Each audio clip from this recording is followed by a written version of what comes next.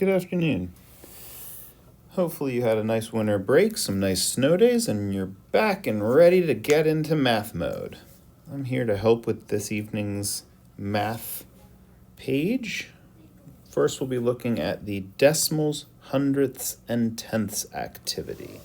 I'll begin by putting my name on top.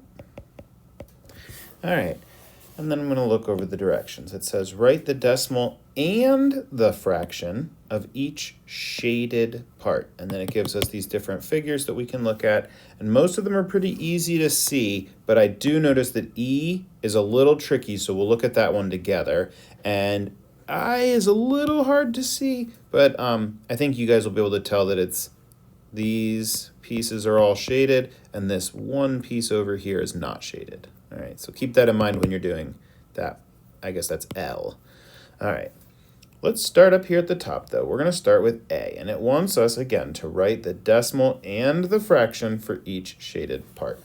So looking at A, I can see that there's this large square that represents one whole, and it's divided into lots of little squares.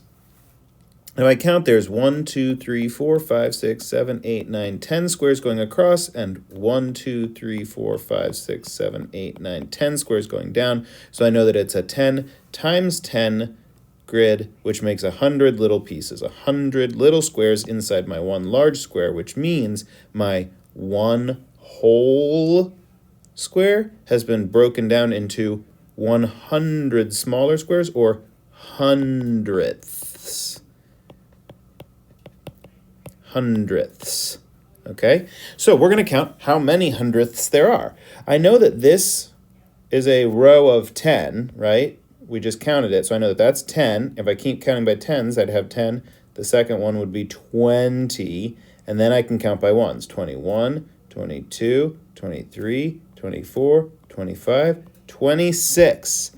So that's 26 hundredths. And the way I write that is I'm going to say I have 0 whole squares filled in, point, and then I'm going to write my hundredths. 26 hundredths, because there are 26 little squares shaded in. If you counted all of them up, you'd get 26. But it's not 26 whole squares, it's 26 hundredths of the whole square. So 0 whole, 26 hundredths. All right, if I want to write 26 hundredths as a fraction, well, I know that hundredths means it's going to be over 100. And if it's 26 hundredths, I'm going to put 26 as my top number, or my numerator of the fraction. So there we go. A is done. 0 and 26 hundredths is the same thing as 26 over 100. All right, let's look at B now. For B, I immediately notice that it's not broken up into 100 little squares like C, like A was. B is broken up into these bars. So let's figure out how many bars it is. 1, 2, 3, 4, 5, 6, 7, 8, 9, 10. Okay, so it's split into tenths. So I know that my fraction is going to be out of 10. And then the number out of 10 is just how many bars are filled in. Well, if I look at it, I can see there's 1, 2, 3, 4 of the 10 bars are filled in. So 4 tenths is the fraction.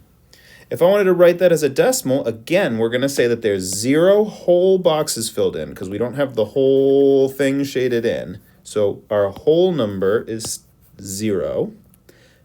Point. We're going to put it in our decimal point, and then we're going to say how many of those bars were filled in. 4 of them were. 4 tenths. And this is how we would write 4 tenths. 0.4. And then we could write it as a fraction, 4 over 10. They are the same. All right, let's try C. For C, we're back to our grid of hundredths. Each little square is 1/100th of the whole square. So if I look real carefully at it and count, I can count them as 10, 20, 30, 40, Then I got to switch from tens to ones. So 41, 42, 43, 44, 45. So I have 0 whole squares filled in, decimal point. 45 hundredths are filled in. That's these guys right here.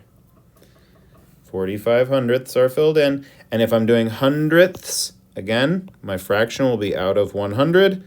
And we have 45 out of 100 filled in.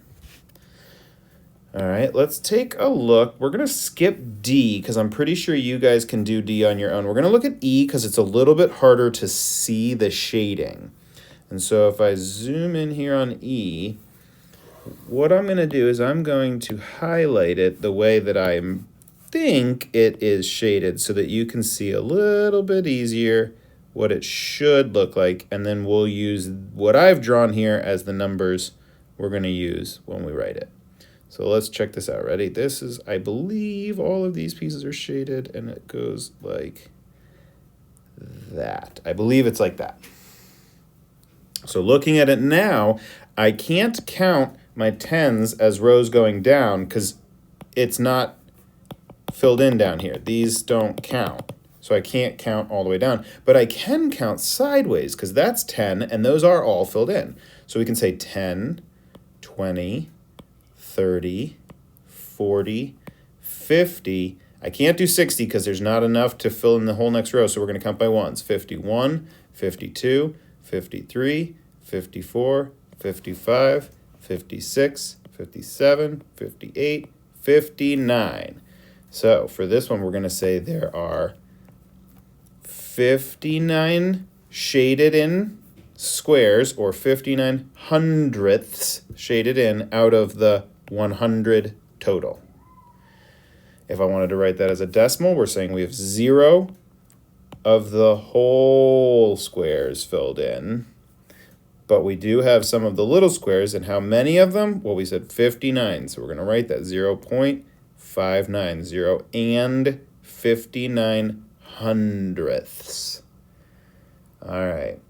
Hopefully this video helped make sense of how to do this page. Go ahead and use what you've learned to try to do D, F, G, H, and the whole bottom row on your own.